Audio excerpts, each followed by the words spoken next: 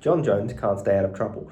He's just been charged with 2 misdemeanors, assault and prevention of communication, or some shit like that, from a event that occurred back in March of earlier this year with 2 doping agents. So 2 people came to test him for illegal substances and PEDs in his system. When they rocked up to his house, he was apparently aggressive with them, refused to give a sample or said that he couldn't. So they rocked up to his house while he was sleeping. They asked him to do a urine test, in which John replied that he couldn't. Either he couldn't urinate or refused to. They offered to do a blood test then shortly after, and he started questioning the testing agents, their legitimacy, why they were there, why they were targeting him. Apparently started to get a bit aggressive and raise his voice. There was a female agent there who said she felt very uncomfortable and unsafe, and has thrown around the allegation that he threatened them. To be honest, this wouldn't surprise me, given Jones's track record, especially towards women as well. He's not got a good record when it comes to that. Although you've got to give Jones the benefit of the doubt, I don't think he physically threatened them. He made a statement on Instagram saying that he didn't threaten them, albeit he might not have physically threatened them, but he still threatened to sue them. He hoped that the agent had money because he was going to sue them, which in itself is a threat, although it's not physical. Listen, it's just not looking good for Jones, and as time goes on, it seems DC was right.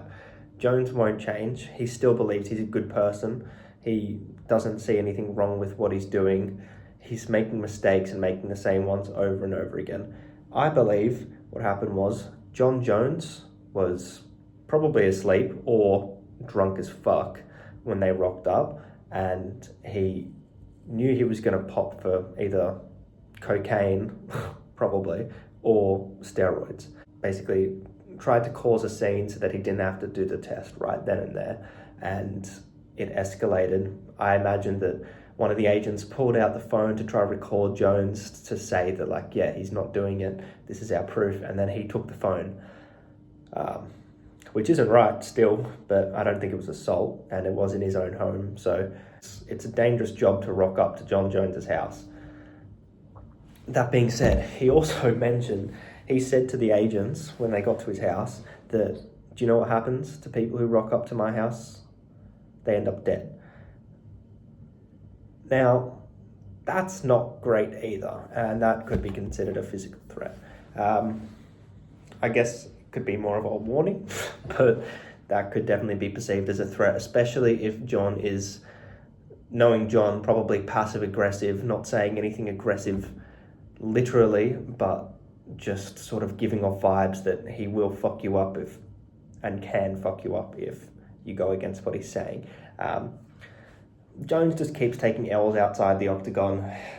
Man, he was the greatest in the octagon and just the worst outside the octagon. But I'm not no detective. I'm not going to sit here and say Jones did it or didn't do it. We'll leave that to the police. But if we just take an objective view and look at his track record, it's not looking good, Jones. So I guess we'll see. There was also some footage that came out of him. Well, he actually posted himself of the agents leaving his house and them giving him a high five. Interesting. I think she probably did that out of fear. I don't think it was out of friendliness. I'm sure that they both just wanted to get out of there safely. But yeah, pretty fucked up. I think after Jones retires, this is going to keep happening. We often see fighters fall into the trap of alcohol and drug abuse after their career's over. It's very easy to see Jones go down this path, considering he's been doing it his whole career already. And when he doesn't have fighting or anything else to take his anger out on, it will be taken out on his wife and alcohol. So it doesn't look like it's going to be a very positive story for John Jones after his career finishes. If he continues this trend. Good luck, John Jones. Hopefully you can get your shit in order. I do like watching you fight, and people do make mistakes, but this is just another black mark against your name that's really not needed. So hopefully you can get your shit in order, because we all want you to. And fight Tom. Thanks.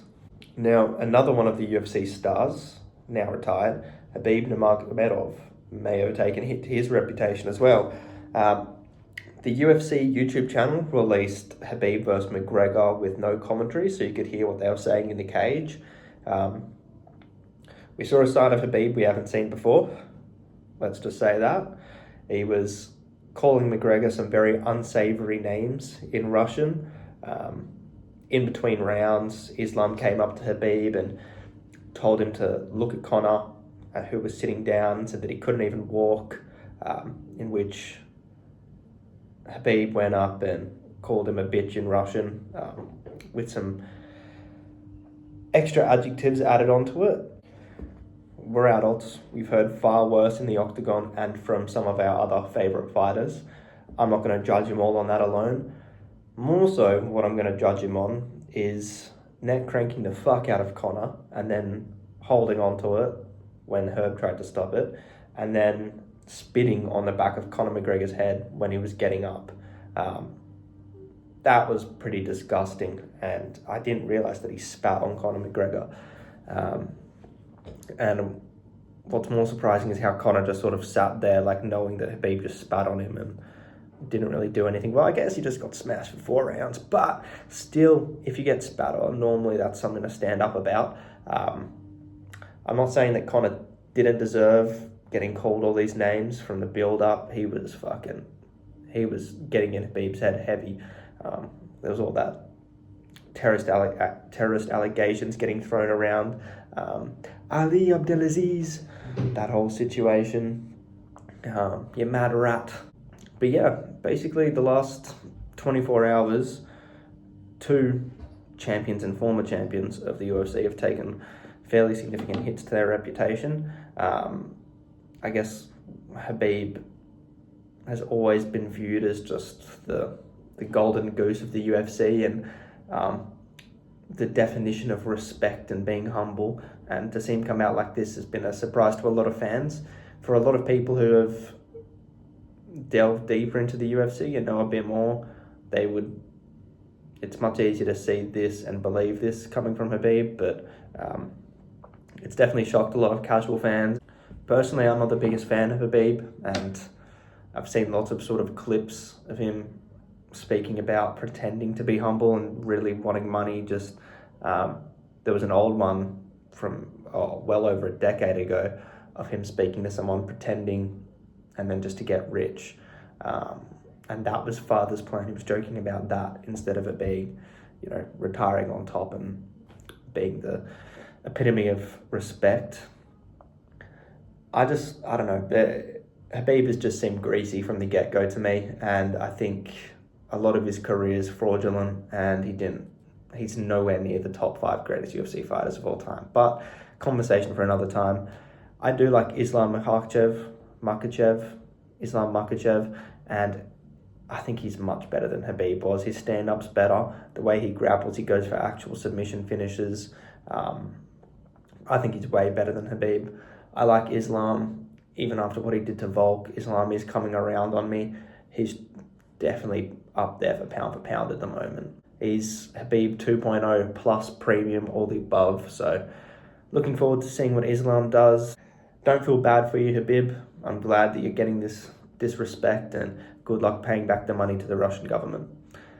Anyway, I'll see you guys later this week.